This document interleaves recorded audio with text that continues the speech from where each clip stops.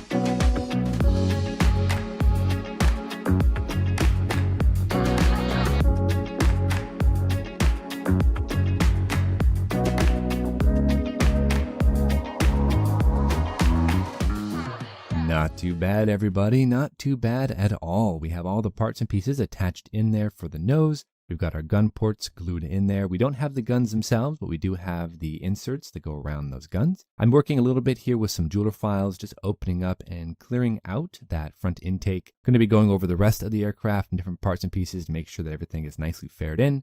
And honestly, there's not really that many seams. One of the only issues I had was the bottom of the chin. There is a bit of a gap down there that we can go ahead and fill with just some plain old super glue. So it's not going to be that bad, really. I was expecting a little bit more trouble here with the front nose. You do have to be real careful with how exactly you cut them off the sprue so that there isn't any sort of locating pin or any extra plastic that keeps those from fitting down right inside that area. But other than that, though, we have everything nicely glued down. I'm going to take my jeweler files, take some sandpaper, go ahead and go over all the seams and just kind of file them all down, fair everything in, make sure they look the part. More or less, though, I am happy with how this is turning out. Very well engineered and wonderful detail. Now, like I mentioned before, there is a very large gap behind the chin and right in front of the radiator. I wanted to go ahead and fill that with some super glue. So I'm going to make a few passes here and I'm going to build it up slowly. And then next episode, we'll come back and we'll file that down and make sure that it's all nicely tapered in. There was a little bit of an overhang, a bit of a lip here on the right side and the left side of this chin area. I was able to sand that down and to kind of fair everything together. So I'm not really that upset about that. But I think this super glue is going to really help to make sure that everything is nicely and fared in. Now, there's a couple of other areas too here and there around the aircraft that we might want to go ahead and, just as a precaution, go ahead and fill up a couple more of those seams. We have one area right here in front of the canopy that I want to go ahead and fill up. Again, I'm going to use some super glue, just a quick couple of drops, nothing fancy. We'll let that dry. I also want to go ahead and run a little bead of super glue right up the front of the nose on the top of the cowling, right about here, and we'll run it all the way to the front of that air intake. This way, I can come back next episode, just give it a little bit of a sand, go over it with some nice fresh sandpaper, and that should be all we would need to have done to make sure that there isn't any sort of seam. So this is actually coming along very, very well. On the spine of the aircraft, I did the exact same thing, just a little bit of super glue to make sure that there's not going to be any sort of issue with seams. Everything's going to look nice and smooth and really connected. But we are going to go ahead and call it quits for today, guys. A little bit of a shorter episode. I just wanted to make sure we get the cockpit there tucked up into the fuselage, make sure that all the chin area is nicely glued in, get those gun inserts. I think, honestly, a little bit of sandpaper here after the fact, it's going to clean everything up, and we are going to be really looking pretty sharp. I had a little bit of issue with that radio compartment door, so I had to come back after I filed everything down, cleaned it off, took a little bit of Mr. Surfacer 500 and just dropped it in around the seam line, wiped it down with a little bit of acetone. I just need to sand it and I think we'll be fine there. Otherwise, this is turning out to be a really, really great build. But anyway, guys, thank you so much for joining me. You guys know the drill. Go out there, get yourself some bench time, have some fun, build something cool, and we'll see you back here on the next episode of Ben Builds with Joe. Thanks so much, everybody. We'll see you soon.